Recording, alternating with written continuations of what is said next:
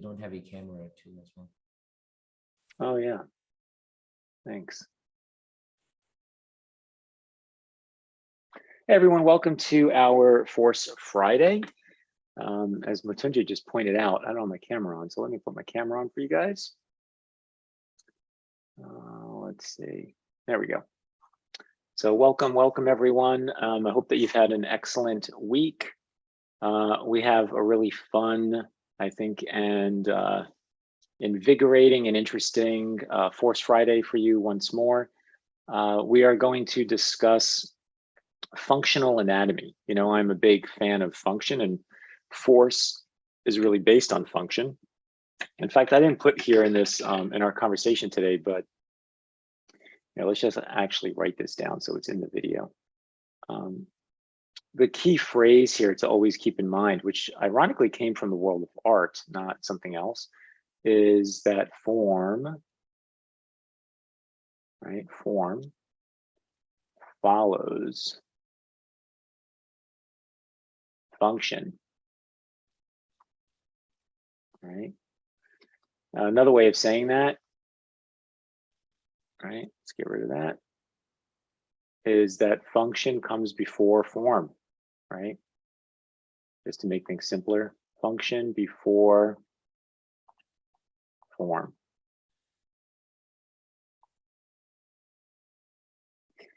That is very important. It's so easy for me to write. It's a whole other thing for you to actually understand that, absorb that, and draw like that. And if you've been following my Instagram, you'll have noticed I've been talking about this a lot on Instagram. You know, just the idea of try to draw what things are doing, and the doing, you know, the doing of things, doing will present the object. Right? So many different ways I can keep saying this. You know, it's like verb before noun, right? So verb, then noun, right? So, you know, here's three different things to think about. 1, 2, 3, right? Function before form, doing, then the object, right? Creates the object actually, and then verb and then noun. I, in fact, had a meeting with a student today. We were talking a little bit about this. I'm like, look, I'm staring at the window. It's like someone somewhere had to say, you know what, enough about having buildings and architecture with no light in them. I want light to come in. I want to be able to see outside. What does that mean? Well, first it probably started with a hole in the wall, right? Oh, finally I got light coming in, but that's not enough. I need to contain this light to sustain that idea. And yet at the same time, I want to be able to see, and I don't want things to come in either, right? I don't want bugs coming in. I don't want intruders coming in, right? There's all different things that come with that. And somewhere along the line, glass was invented and the idea of a window was invented, right? So these inventions, they come from functions that we desire as human beings, right? Well, today what we're talking about is human anatomy. Guess what? Evolution has also created this, right? It's like us evolving has designed our bodies to function, right? To work on the planet Earth specifically, on this planet because of the gravitational pull that's on us all the time. And therefore our anatomy is designed to work in tandem with it, right? If we all grew up on the moon, we would have slightly different anatomy. I bet our anatomy, we would be probably longer and taller because the gravitation is weaker, right? So the less of a pull on us, so our bodies would be different. So that's the kind of stuff we want to talk about today, which I love doing, is just kind of playing with theory and hypothesizing here and trying to figure things out. So before we get started and really dig into this, let's say hello to Swenli Mritunjay. How you doing, Swenli? Good, excited for anatomy. Everyone is always concerned about learning anatomy, so finally we are there. Yeah, anatomy is definitely an interest, right? A key interest. So I think what we hope to teach you guys today is that the interest is not in the anatomy itself, but why does the anatomy exist due to how it works, right? That's the difference. We're not here to talk about the bicep. Look at the bicep. This is a cool muscle. Bicep, bicep, bicep, bicep. Like I gotta draw the bicep. instead of what does this thing do? How is it invented? Why is it here? What's its job, right? That's more of what we want you to think about and to draw from that space, right? How are you doing, Mrityunjay? I'm doing good. How are you doing? Good. I'm really excited. Just to let you know, Yeah. just to let you guys know I'm here and just not having my camera up. There's no But electricity where Mrityunjay is today, and it's yeah, nighttime. very tough. You know, everything is hard work for you, so appreciate it. Yeah. It's very funny. All right, so let's get to it. We have, again, as always, a lot of fun and interesting things to share with you guys today. You know, this is straight out of my Instagram account. So if you're interested in this kind of stuff, you know, check out my Instagram is just my name. Same with Swenley and Mrityunjay, by the way, also. So if you want to keep up with us more on a daily basis, check out the Instagram accounts. They are, they're always in the description to our videos. So you can always go look over there if you want to follow us on more of a daily basis versus weekly. Okay, let's see. I want to get over here so I can see what you guys are talking about in the chat at the same time. So like I said, this is the kind of stuff I'm posting of late, just trying to drive this point home. So the one thing I always love bringing up, I've done this in prior videos, to make a point about function is the fork, the knife. Yeah. Oh, I'm showing the wrong thing. Yeah. Sorry, this is me looking at you guys' chat. Is the fork, knife, and the spoon. All right. Thanks, Mrityunjay. The fork, knife, and spoon are a great symbol, right? A great symbol of what, like looking at something that has been made over, it really evolved, right? Probably over thousands of years to get to this place based on simple function, right? So if you're new and you never seen me talk about this, like look at these three very simple tools, right? Nowadays, we can look at them even if you never saw them before and you know they were to eat with, right? So you know the context is, I'm supposed to eat with these things. And you know, you're given a soup. Are you going to try to eat a liquid with this or with this? Probably not, right? It's not going to work very well. The soup's going to go between the prongs of the fork. It's hard to pick up with this. I mean, you're going to try to balance the liquid on the side of the knife. Like that doesn't work very well either. Or you have the soup, I mean, the spoon, which is a little cup, right, on the end of a handle. So you're going to go for that. You know, if you have something you have to hold, right, and keep in place and then try to pick up and bring to your mouth, you're going to use a fork. You need to cut this thing, whatever it is, then you're going to use the knife, right? And, you know, even in knives, like there's butter knives and steak knives and so on, right? They have different levels of serration or serratedness based on what their job is, right? So be aware of this. You know, I have to say, it's not like I walk around like this, but I got to tell you, I wish I did, because anytime I talk about this and it kind of rubs into my brain for the next day or two, and I start looking around the world through the idea of function, I'm like, damn, what an amazing world we live in, right? Again, I'm looking out the window right now. It's like looking at the plants, how plants are designed to function, right? How nature's designed this, like the leaves and photosynthesis. And you can see how plants try to lean towards the sun if they're in a place of shade so they can get that energy source, right? And how they go down into the ground, how the grass is growing, how the car is designed, how the lamp is made, the chair I'm sitting in, all the way down to the human body, right? So just an amazing, and you know, we're inspired as human beings living on this planet, we're inspired by nature as to how we make things, right? So, you know, it's no accident that a lot of the things that we interact with are inspired by the functions of the human body, right? So, like I said, keep this in mind, right, as we move through today. Now, I'm going to be covering the arms, okay? And actually, let's talk about this first before we talk about some of the details of the anatomy there.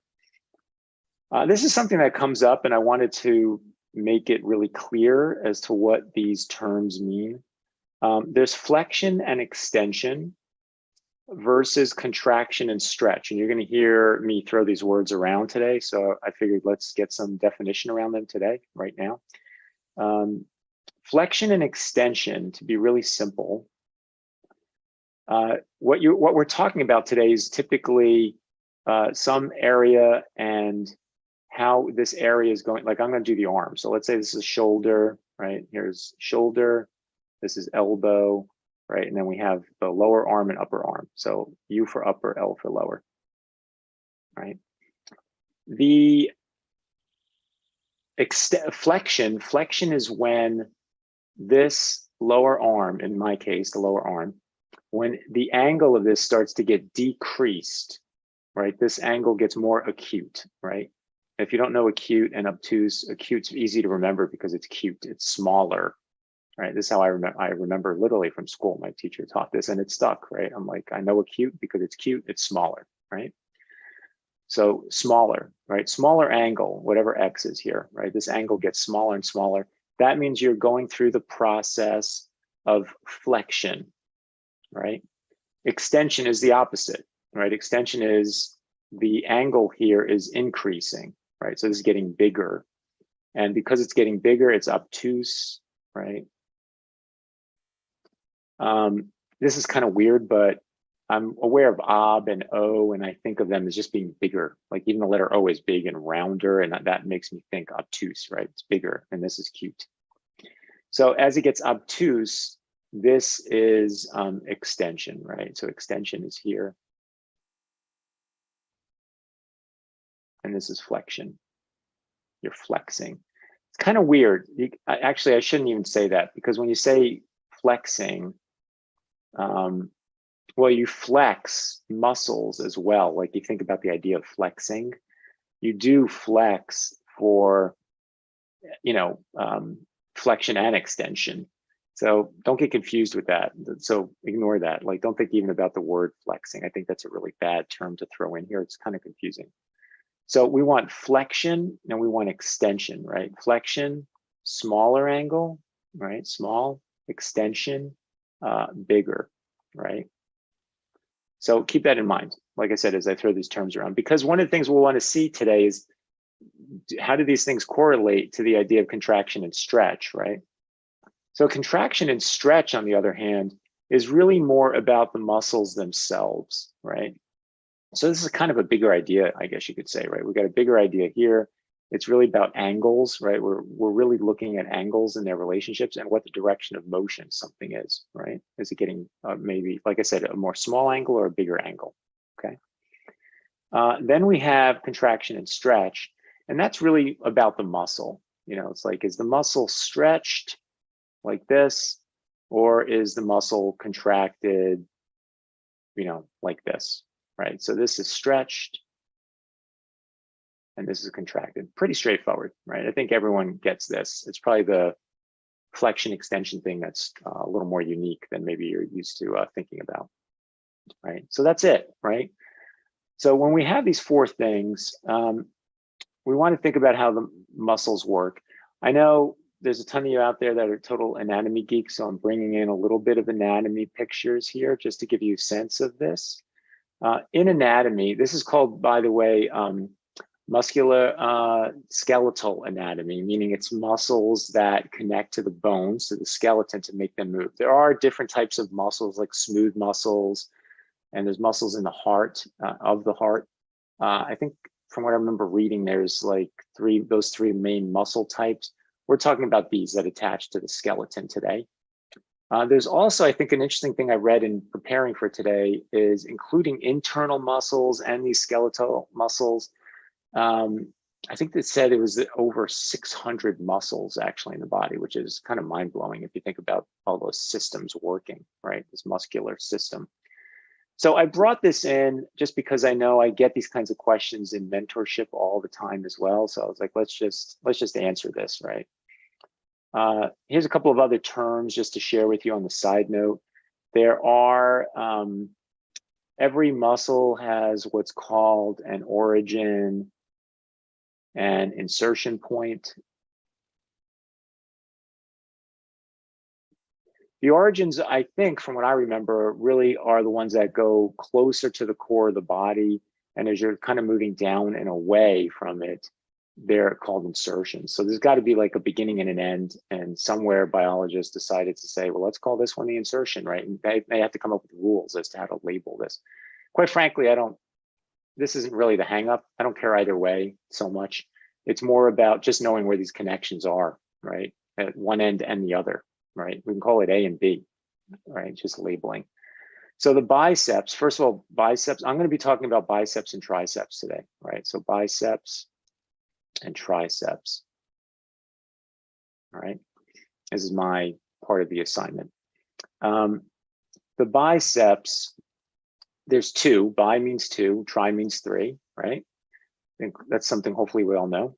Biceps are connected, up here to the humerus bone. This is the humerus. By the way, I remember that because we have a funny bone and humor. So humerus, right? Helps me remember the name of this bone. You can see the external, this outside bicep here is connected here at the top of humerus. And interestingly enough, the inside bicep is hooked up here to the to the scapula, right? Scapula is a very complex bone. It comes over like this, like a little hand on your shoulder, it comes over. But behind, and then over here, the scapula has a ball and socket joint, and then this other piece comes up over and around the front here. My initial thought has always been that's to really help frame and lock in your shoulder, right? Your ball and socket joint. But it has this other purpose here, which is for the bicep to be attached to, right? Kind of weird, really. I have to say, kind of weird because, scapula moves around and the bicep is attached to this bone here. To me, that feels super fragile. I think if I had the choice, I'd say, can I move this and maybe move it over here to the humerus bone instead, right? So anyway, it joins up over here at the top, right? And at the bottom, it tucks down and hooks up over, believe it or not, into the radius, which is the bone on the outside. I would have thought it would hook up to the ulna. It actually hooks up on the outside over here. The point here is, more than anything, is the way that muscles typically work, the way they function is through this contraction. And when they contract, they move over a joint. They need to move over a joint because they're pulling one bone close to another, right? They're going through flexion, right? So they have to move over that joint. Even in extension, they have to move over a joint, right? To make the bones move. So, if this is a bone, let's say it's the humerus, and I had a muscle that connected from here to here on the same bone and it contracts, guess what? Nothing happens, right? There's nothing moving. It's joints that allow motion, right? So this muscle, the bicep here, let's go back for a second. So here's the lower arm. The muscle has to go from here across the joint to here, right? Now, when it contracts, it gets shorter, right? The bicep bulges, we go into flexion, right? It pulls that up. So the contraction of the bicep muscle here is causing flexion on that side of the arm, right? Because we're bringing the arm up. And that's it. That's how this stuff works, right?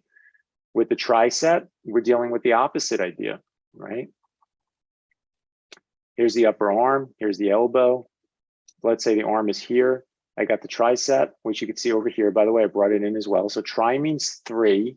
So this is one head of the tricep, there's number two. Number three is buried underneath like a sandwich. You can see it poking out here and here. So where is it hooking up to? Well, look at this, it's like the scapula to the humerus, again, similar to the bicep. And then over the joint, right, over the joint. Why? Because it needs to extend, it needs extension. It's going to pull the forearm this way. When the tricep contracts, right, when this bulges out and gets shorter, right, it's going to get shorter. It's going to do something called extension, and it's going to bring the forearm back straight, right? That's the system. The system is understanding contraction and stretching. Really, we could say stretching is caused by contraction. So that's something good to keep in mind here. I'm going to get rid of the anatomy for a second. So let's say here, contraction creates, right? It creates stretching. Now, you could stretch just because of gravity, right? Gravity could pull my arm down, like right now, my arm's relaxed. So we could argue that, yeah, gravity can cause like a stretch also. But from a functional standpoint of human body, it is contraction that causes stretch, because usually the contraction on one side is making a muscle on the other side stretch, right? Because you have these opposing forces, right? We're dealing with opposing forces here.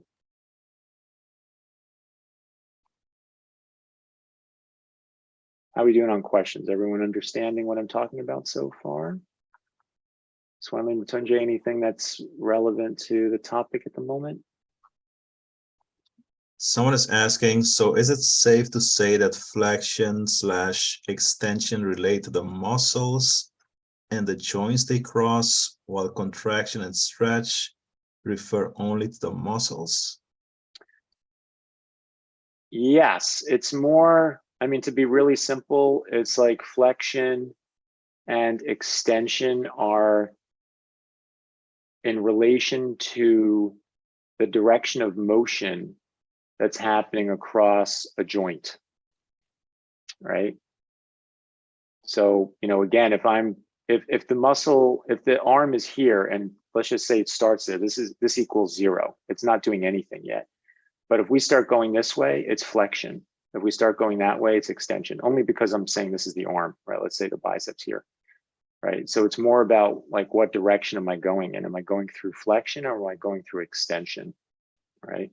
And you know that if the angle is getting smaller, it's flexion. If the angle is getting bigger, it's extension. Let's see, Kaustub. I still can't seem to understand how flexing makes muscles tighter, since normally wouldn't any object sag a bit when both the joints go up? I'm not sure if I understand your question. First of all, let's get rid of the term flexing, okay? Because like I said before, I think that's really confusing. So I think what you're saying is, I still can't seem to understand how contracting makes a muscle tighter. Not tighter, but shorter. Let's say shorter, just to be clear. So I can't seem to understand how a contracting muscle becomes shorter, since normally wouldn't any object sag a bit when both the joints go up? I think where I lose you there is like both joints going up, because both joints don't go up. It's bones that are going up, not joints. Joints are kind of locked where they are. It's really the motion of this bone that we're moving, right? Yeah, they are like yin yang. I would say that is a good way of thinking about it. It is a very yin yang situation, right? So what we want to try to do here is we want to illustrate function, right? And I think that's really important. Without mentioning names, you know, there's even instructors out there, there's art books out there that present muscles that should be stretched based on the pose the body is in, and yet it's contracted, right? And you see that all the time. I see that a lot in comics, by the way, right? Because everyone's like so muscly, and I love comics, nothing against comics. I went to school for comics, right? I love comics, but I think the better comic book artist out there is actually showing anatomy the way it really works. So what, right? Well, I think it adds believability. It makes things feel more real, right? When you do that. So that's why I'm bringing this to you. We could have every muscle flexed all the time. It just looks to me like a fake action hero doll, right? Like a toy. Because on a toy, everything is flexed, right? It's like triceps are flexed, biceps are flexed, everything is flexed, but that's not real, right? That's not how our body works. And I think if you illustrate in a more realistic way, it makes the story more believability, or our subconscious brain reads into it more that way, right? Just makes more sense. So that's what we want to get. Contrast as well, right? Yeah, that's true. There is. Yeah, I think that's a good point that Swami brings up. There's contrast, and contrast creates interest, right? Everything's the same thing. It's kind of boring, actually, right? Kind of mundane.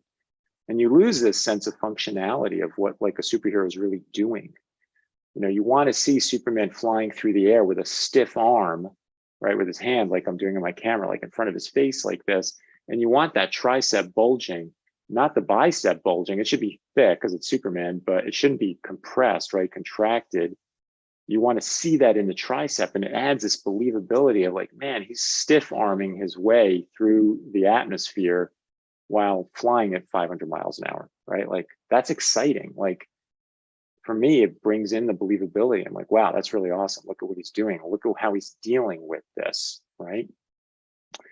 So let's get to it. Maybe this will make more sense as we start going to the figure drawing, right, aspect. So I'm not going to go through full figures here. We're going to focus mostly on the function. And then when I hand it off Swami and Mrityunjay, they're going to talk about different parts of the body, all right? So here we are. I grabbed poses specifically to what we're talking about today. All right, so if I want to illustrate this, I know I'm coming up, let me go to black. I'm coming up the shoulder. The force of this is the back of the arm here to the elbow. And then I want to get to the forearm, right? It's like this. And then he's got this really beautiful little zing he puts there at the end, right? So I really love that. So there's my forces. So my guess here is he's in flexion, right? Why do I know that? Well, because it looks like he's having to really hold the tension of this tight little angle, right? And how do I know that visually? Well, guess what? Not only do we have the angle, but his bicep is contracted. So that tells me this is a clue, this contraction, right? So contract. This contraction tells me there's flexion here. Ah, interesting, right? So the contraction of that muscle tells me he's in flexion, right? There's your answer, right? To like, how do we start figuring this out?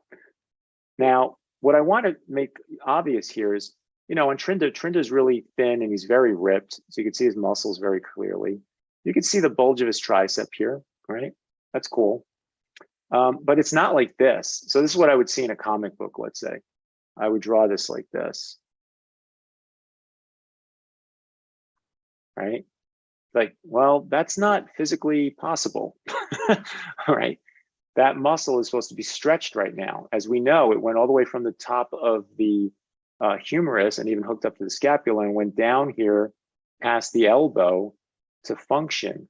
So right now, this should be stretched, right? Very tightly stretched because of how much flexion there is. The bicep is holding the forearm, the bones of the forearm, which are the ulna and the radius, right? They're holding them closer to the shoulder, right? He's basically bringing his wrist to his shoulder. So this is not possible, just physically impossible. Your body doesn't work like that, right? So, what we want here is a stretched tricep. And well, guess what? That's what his arm looks like, right? Go figure, right? So we want this, you see? So now I have this smoother line over here. I got all this like bumpiness over here. You'll also notice that here with the brachioradialis. So there's a little straight at the bone here. So it's like contraction, contraction, contraction, right? Stretch. And force, by the way, almost all the time on the arm is on this extension side, right? It's over here. It's right now it's stretched, right? So it's sweeping this way, you see? So to be really simple, right? It's like we have stretch versus contraction, right? Stretch side, contracted sides, right? So that's what we're looking for. And I think what we just also noticed is in this case, that contraction leads me to helping understand if there was flexion or extension, okay? Are the bones getting closer together or further apart, right? Which way are we going, all right? Okay, let's see what else I brought in here. I brought a bunch of photographs I thought we would go through. So same thing here, right? It's like same ideas are happening. We have this arm, which is going like this.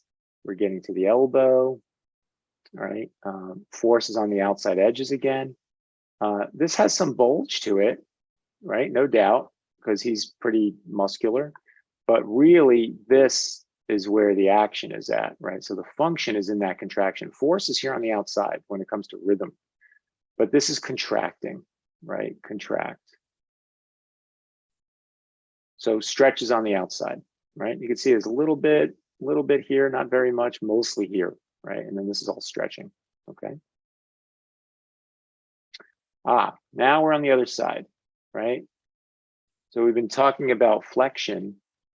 Here's an extension moment, right? So here we're coming from the shoulder.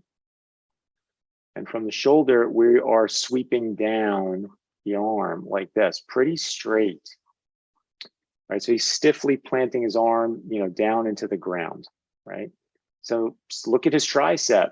You want proof? Like, look right there. That did not look like that in the other photographs.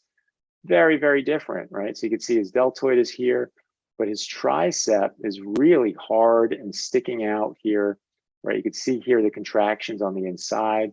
Really see the clarity, right? He's got excellent, excellent, excellent definition, right? I'm envious.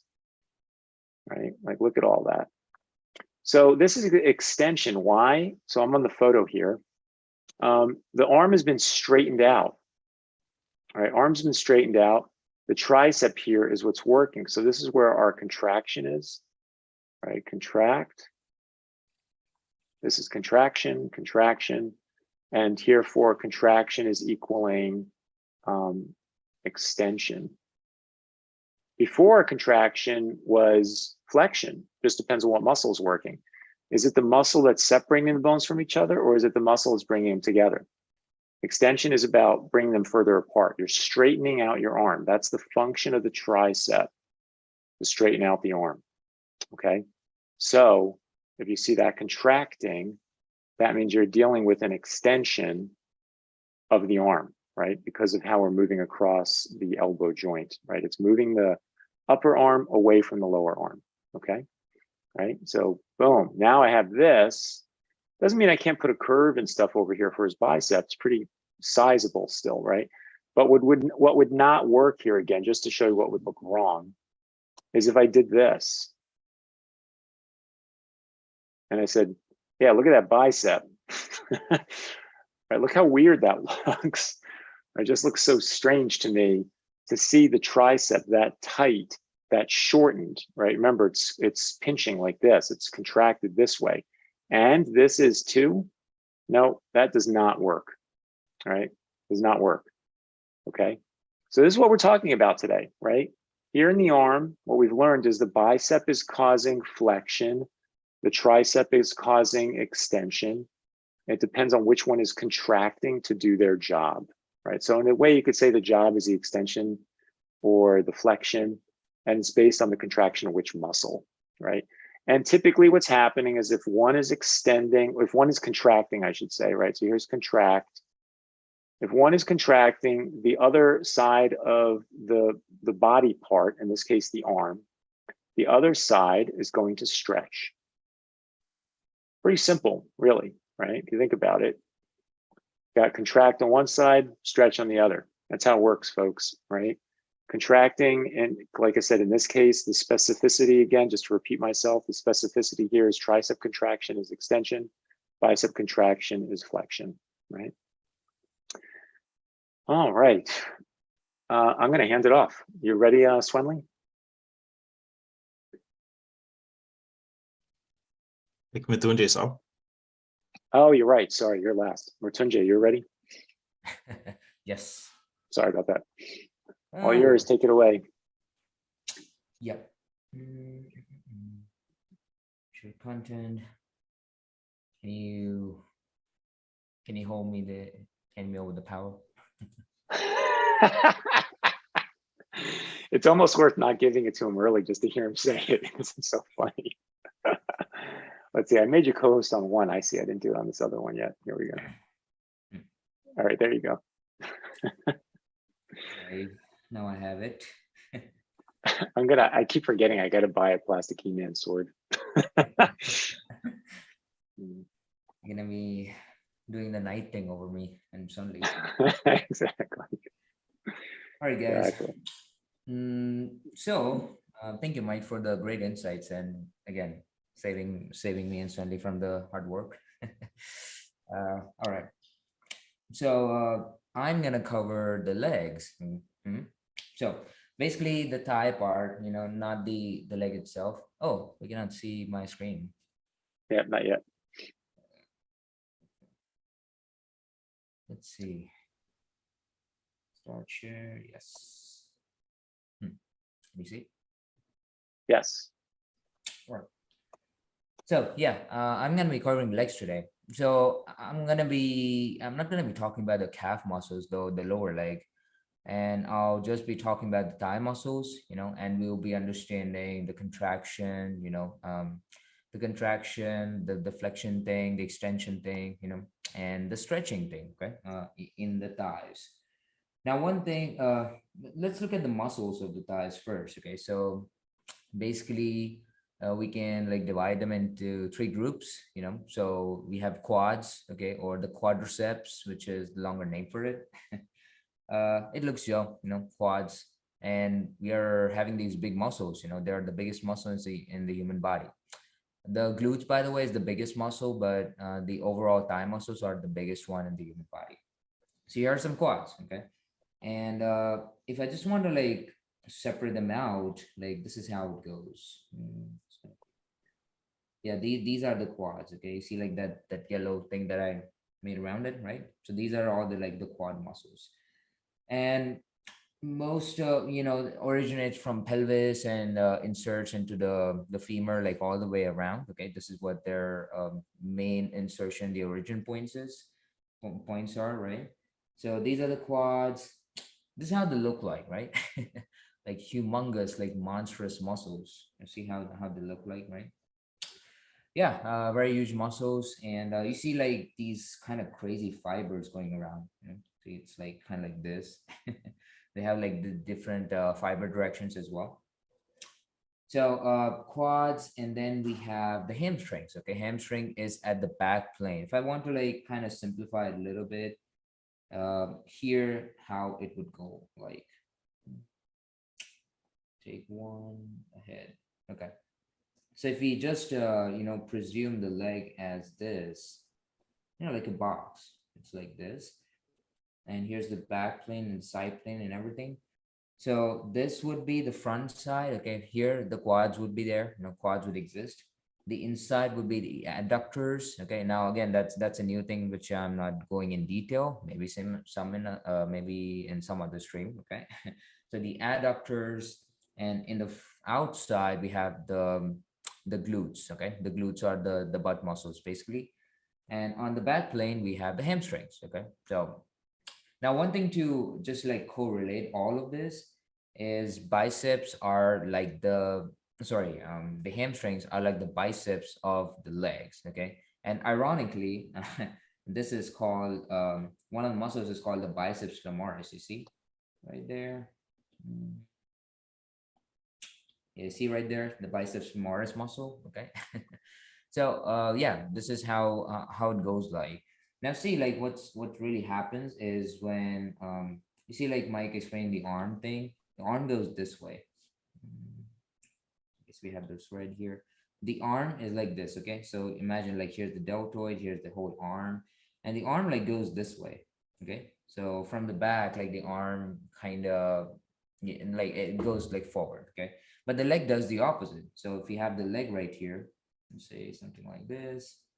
Now the leg, this is the butt here, like the hamstrings and the calf, okay, or the lower leg, I should say, right? So, and this is the knee pointing this way.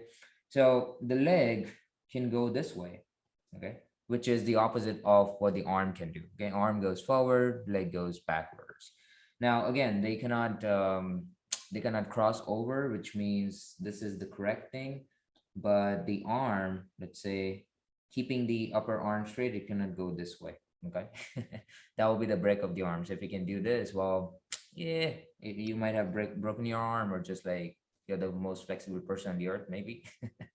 Or maybe you can dislocate your arms, but this is not how it works, okay? And Looks for the painful. legs, sorry? It looks painful. Yeah, it's really, really painful. And the quads, right? I mean, talking about the leg doesn't do this. So here's the thigh, here's the hamstrings, and here's the knee. The legs doesn't do this, right? Again, kind of looks painful. So this is how it works like, okay? We have a contrast, we're talking about contrast creates interest. We have this great contrast in terms of functionality by nature, shown in the human body. Arm goes forwards, leg, lower leg moves backwards. All right, so here's the hamstrings. I see like these are the three main muscles for the hamstrings, the biceps femoris muscle, right here, the biceps femoris, the semimembranous, and the semitendinous, okay? And you can see like where it's coming from. It's coming from this part of the pelvis, okay? And attaching to the lower leg, right there. The fibula and to the tibia, okay? Which is also called the shin bone. All right, so we'll have those like muscles, and this is how the muscle actually looks like, you see. And ironically, I'm like showing this photograph here. This is how if some of you guys are like going to gym and like working out, you'd be like knowing all this, right? It's like, oh no, these are like these machines in the gym which like kind of works like this, okay?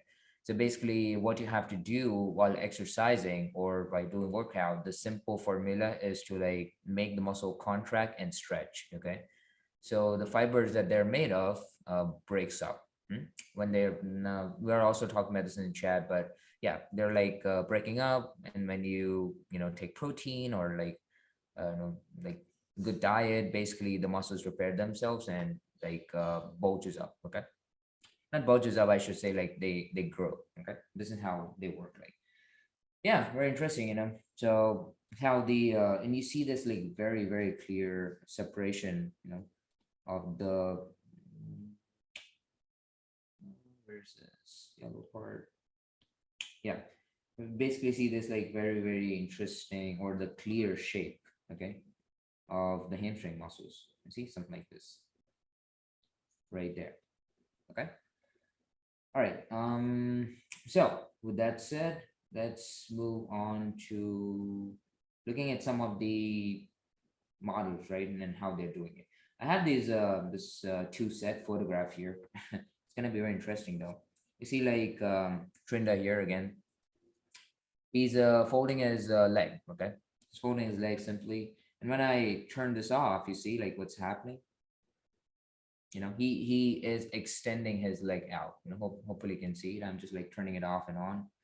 So hopefully you can see that, right? And in both of his legs. So in this one, what's really happening is, let's take red here. So in this one, what's really happening, he's extending, okay? He's extending his leg, okay? Now, again, I'm not talking about the calf here, but this is how the force is gonna go like, okay, in this one, from the front to back. Now, again, just to remember extending, if you remember extension, which is kind of easy for me, as personally, it's like easy for me to remember extension, and the flexion is obviously the opposite of it. So extension means you're like basically stretching out, right? Just like Mike talked about, if you want to extend your arm or do an extension in your arm, you have to like extend it out, right? And making the muscle or making the gap between the muscles separate out, right? Or more. And while while the flexion, right, you're bringing them closer to each other. So the flexion is actually happening with the other leg, right? See, like the muscles are coming close together. Again, it's just like an arm. You can imagine an arm like this actually. So here's like the deltoid, here's the triceps, right? And here's the biceps. Remember the biceps exists on the leg. I mean, as a hamstring, right? They named it like the biceps femoris muscle, right? Which is at the hamstring group, which is in the hamstring group. So the biceps is right here. This is like a tricep, and here's like your hand, kind of like that. Anyway, so with this photo, this is happening. And with the other one, you see now the functions are quite different. So here the leg is getting bent, okay? And look at the hamstrings now, they're like bulging up, or they're like contracting, okay? Because like this is coming closer to this one. While the quads are stretching, okay? So here's the front plane, okay? Here's the side plane. And again, just like I said, in the front plane, the quads exist, right? So they're like stretching, right? They're stretching up to make up for this moment. And while the hamstrings are getting contracted, okay, like bulging up because they're coming closer to each other. While on the other leg, see what's happening, right? The quads are stretching, and this is coming closer to the upper leg, like the lower leg is coming closer to the upper leg. And that's why the hamstring starts to bulge up again, okay? Or getting contracted, I should say. All right. So with that said, we have some questions or not in the chat? No, you're all good. I think I explained very well. Yes, exactly. All right. So let's try to draw this. Okay. And just I'll just do some like simple rhythms, and we'll see like how we can achieve that effect. Okay? All right. So for some of the force guys out there in the chat, like this is, I'm just gonna use some like simple templates here. But again, this is just remember it's all about the flexion, the extension, and the contraction and the stretching. Okay. So the force is on the upper thigh, which is something like this. And then I'm just gonna go front to front on this one, by the way. So again, see what the quads are doing, right? They're stretching up. This is what I've been thinking, on a higher level, in the beginning of the force journey, you definitely want to just know the rhythms. But as you grow more and more, I think it's just safe to say that you start to think more about these kind of functions. This is where I know it doesn't look as related, but when I'm thinking about this, my line weight changes because now I'm like, oh, the quads are extending right now. So see, I'm just like kind of like doing something like this. Like imagine a rubber, okay, rubber band, let's say, and you have like a rubber band like this, and you extend it or you like stretch it, sorry, it's gonna become very straight, right? Something like this. And this is when it is loose, okay? So the quads are actually getting stretched, which means the curve is not gonna be as much, okay? So it's gonna be like the curve is going to be a little bit less, but yeah, they're like stretch because they're stretching out. Okay. So it's something like this. Now the line weight is increasing just because I am feeling that stretch. Okay. The stretch of the quads right there. Hmm?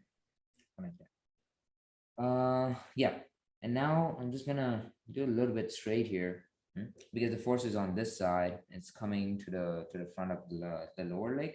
It's gonna be adding the hamstrings. Now because they're bulging, right? In this case, see, the quads are extending. The quads are, I should say, stretching. Okay, and the quads are, I'm sorry, the hamstrings are getting contracted, right? So I'm like bulging them up right here. Okay, this way. Now the hamstring does have this really interesting like tendinous thing going on, which I showed you in here. Right here. See those tendons right there? So like the straight tendons going from here to here. Or I should show you this in the muscular form. Right, this form, right? You see like these tendons, okay, they are going to the lower leg. So they have this like really straight form factor, as the like the muscle is coming, and they have this like straight, okay, straight form factor. And from between this, by the way, this gap you see, this is where the calf muscle originate, okay? The calf muscle is called the gastrocnemius, and underneath there's the soleus muscle. So this is where they both originate, okay? Both the muscles are very important, for the lower leg. So they're creating this gap, and because of that gap, from where the calf muscles are actually coming out.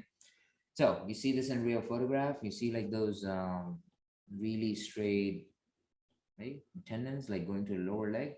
So this is what is I think also important while you're like drawing this. So it's gonna be where's the photograph? Yeah, right here. See? So you see like those kind of stretching things going on right there. Right here, you see? I don't see that. Right here. Okay. So these are all the tendons that's going to the lower leg right there. Kind of this. And there we go. So we have the stretching of the quads, and then we have the bulging or the contraction of the hamstrings. Okay, right there. Kind of like this. Now with the other leg, I'm just going to be something like this. Now with the other leg, again, just coming, okay? The force is always on the front side of the thigh. You never want to go to the back, to the hamstring side, okay? It's, again, the contrast with the arms, because in the arms, the biceps or the front side of the arm doesn't have force, okay? The back side of the arm does have force, which means the triceps always have the force. So here is the opposite, okay? The quads have the force right here. I can go front to the back in this case, but that doesn't really matter because now we are always talking about oh, the quads now are getting, the quads are stretching again and the hamstrings are like bulging up again. Okay. This kind of same function. Okay. It goes like this. So think about that, right? When you're drawing anatomy, yeah, just like Mike said, don't think about getting into like, oh, bulging up everything. Because practically, it's not possible at all. It looks cool though, and sometimes as in the comic books and stuff, but if you want to learn like the real anatomy, then just go for the function. Okay, we have some other photographs here as well. Seriously, I think the same photograph that Mike chose. But Hey, anyway. Mrityunjay, I think we have to move on because we only have like 9 minutes left. Oh, okay. Oh, sorry. Yeah. So hope you guys enjoyed. I'll be updating these drawings to Instagram so you can have a look at them there. Okay. I want to give Yeah, Swami that's an some. awesome idea. All right, guys. Uh, it's all yours, Swami. All right, thank you, Yes. Mrityunjay. Yeah. Thanks a lot. All right, let's round it all up with, well, guess what? The torso. Mike and Mithunjay showed you the arms and legs. But like someone mentioned in the chat, you can think of the torso in the same way. So we have, of course, at the front of the torso, we have the rectus abdominis, also known as the abs for short, which starts around the pubic bone and goes all the way up to the fifth rib. So of course, it's like a very simplified shape. So if you think of the torso, the abs would be, if you compare it to an arm, the abs would be like the biceps, because they have the function of like flexing the torso, which gives you the like iconic bean shape. So you would have compression at the front, and then the muscle of the back would be like the triceps, which are responsible for extending the torso, and making it straighter and make the abs stretch. So you have the abs at the front, and then at the back, you have the erector spinae muscles. Again, this is a super simplified version. It's actually a group of muscles that consist of different parts and insert at different points. So it's just a super basic shape. And of course, these are like layered underneath other muscles, because in actuality, you would have the lat sitting on top, you have the trapezia sitting on top, and the shoulder blades. So we normally don't see everything that's going on like up here. It's mostly the part that I highlighted here at the lower back. Like this is mostly what we see, like that pops out.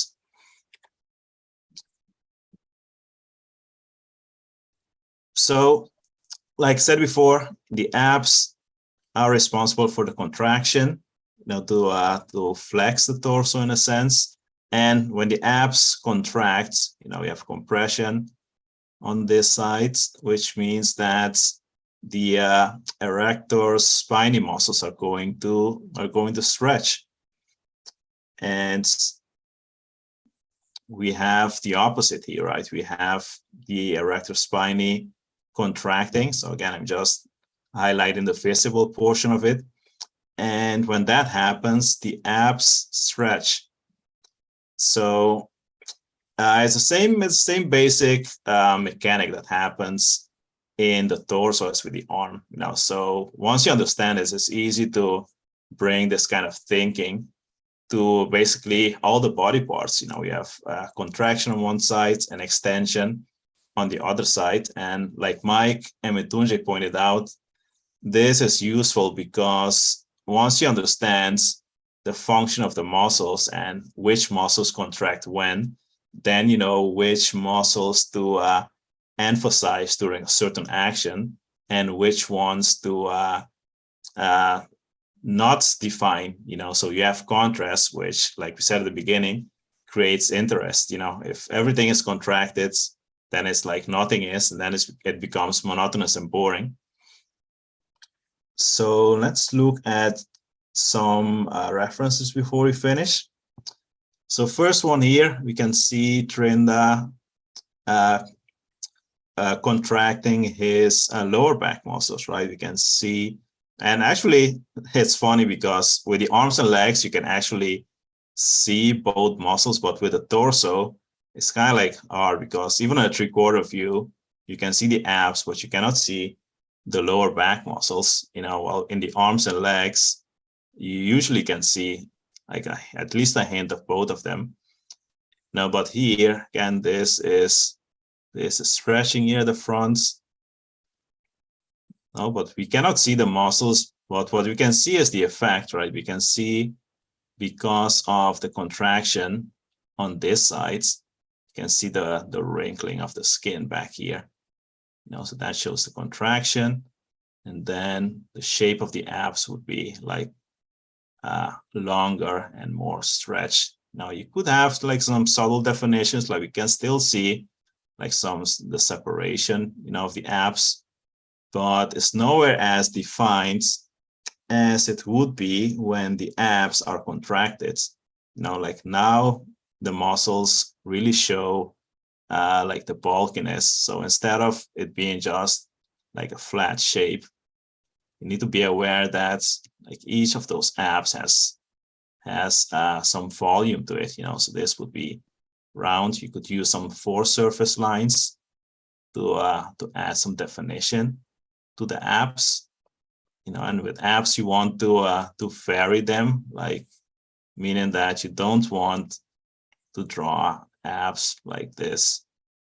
Notice that they are more fluid and varied in their shape. So a great place to add some nice shape design, and create some interesting and appealing shapes in there. So even here, this still looks flat. I would definitely add some surface lines in there to show the like the bulkiness of the muscle when it contracts. So that is the abs. Let's see, and now we have the lower back muscles. So again, they kind of like switch colors here. They kind of like form these two like thick tapering cylinders.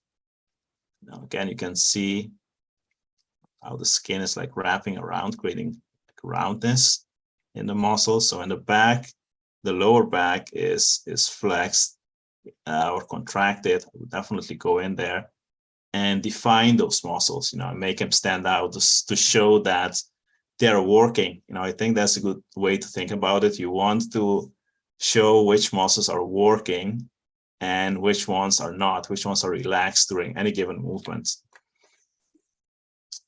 So last but not least, here we have another example. So notice again, right there, we can see like the lats going over, and we can see like this two big cylinders going from the back to the I think it's called the sacrum, that triangular bone back there. So yeah, hopefully what we showed you guys today helped you to approach anatomy from a functional standpoint. Like Mike emphasized at the beginning, it's really about function. You need to understand why the muscle is shaped the way it is, why its origins and insertions are where they are. It's all based on function. If it has to move a particular, bring two particular bones together, then it makes sense that it attaches to particular points. So function is at the basis of all of this. Okay, just on time. So let me stop the share. All right, thank you very much, Swenli. Yeah, you're welcome. Yeah, so lots of good questions today, and I hope we clarified a couple of things. I guess number one, I want you guys to be aware of contraction and stretching and how those work relative to one another. We also talked about flexion and extension and how they relate to contracted or stretched muscles. Those contracted muscles are really what make things either cause flexion or extension. So you just have to know what the muscle's job is and which one is it doing. And last but not least, to what Swenley did here at the end, the sort of little end cap on all of this is we've taken the concept of the arm, right? That's our foundation because it's so simple, right? Bicep to tricep. And then Mrityunjay brought that over to the leg, right? We're talking about the quads versus the hamstrings, which ironically, again, is also called biceps femoris. And then last but not least, you can actually bring this idea over to the torso, where in a sense, the upper arm or the humerus bone is the rib cage, right? The elbow is the core, and the pelvis is like the lower arm bones, the radius and the ulna, right? And you're contracting in that way, or, you know, flexion or extension there also, right? So that's what I want you to leave here with today. The smallness of the arm to the leg, to the torso, and how those things are in essence doing the same job. Now, granted, torso is able to do a lot more, but at the simplest level, we have the muscles that Swenley very clearly presented to you guys today. So that's it. Hope you guys enjoyed today's video or this episode, and we will see you next Friday. Thanks again. Thank you, Mrityunjay and Swenley, and we will all see you next week. Take care and goodbye. See you guys. Thank you, Bye-bye. guys. Bye-bye.